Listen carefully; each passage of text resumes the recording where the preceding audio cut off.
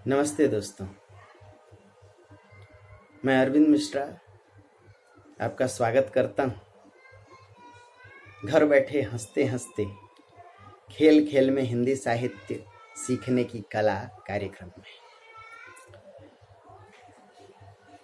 दोस्तों, हिंदी साहित्य के प्रश्नों को याद रखना और उन्हें परीक्षा में लिखना कोई बहुत टेढ़ी खीर नहीं है, आसान है, सहज है। और इसी सिलसिले में आज हम लोग देखेंगे भारतेंदु युग में समस्या पूर्ति। भारतेंदु युग में समस्या पूर्ति।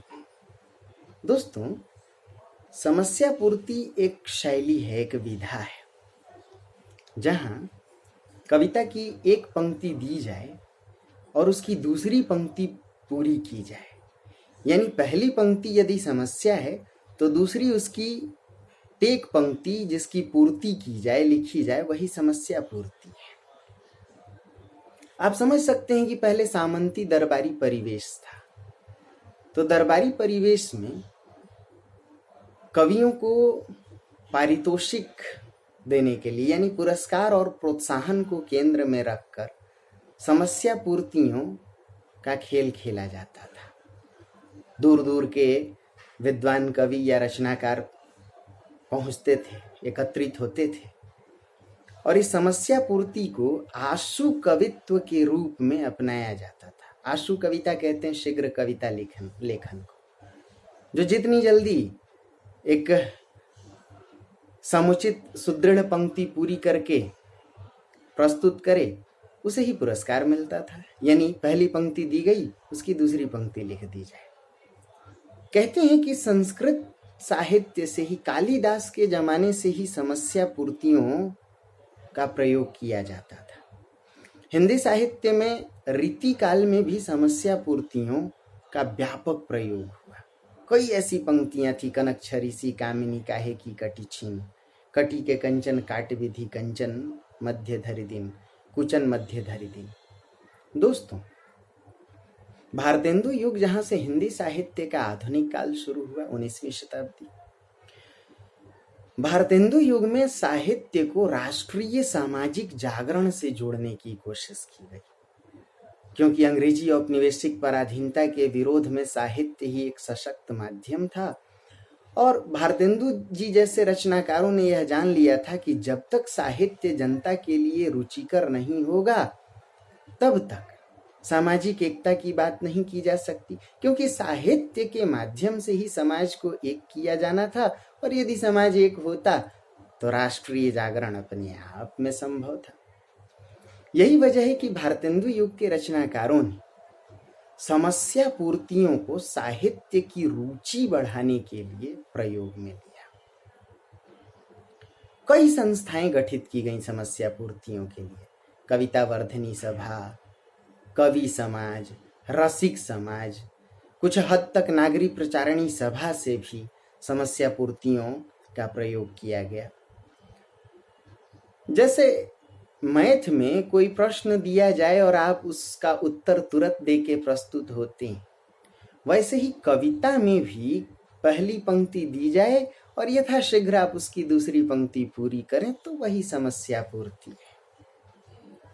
भारतेंदु हरिश्चंद्र के साथ साथ प्रताप नारायण मिश्र, बद्री नारायण चौधरी प्रेमघन, अंबिका दत्त व्यास तथा राधा कृष्ण दास, इन सभी ने समस्या पूर्तियों पर काम किया। कहते हैं कि प्रेमघन जी को किसी उनके मित्र ने चिढ़ाने के लिए एक समस्या दी थी। कविता की पहली पंक्ति समस्या, और समस्या थी काफिर, काफिर हैं वे लोग जो बंदे नहीं इस्लाम के। जरा देखिएगा क्या पूर्ति थी प्रेमघन साहब की। उन्होंने लिखा कि लाभ के मानिंद हैं गेसु मेरे घनश्याम के, काफिर हैं वे लोग जो बंदे नहीं इस्लाम के।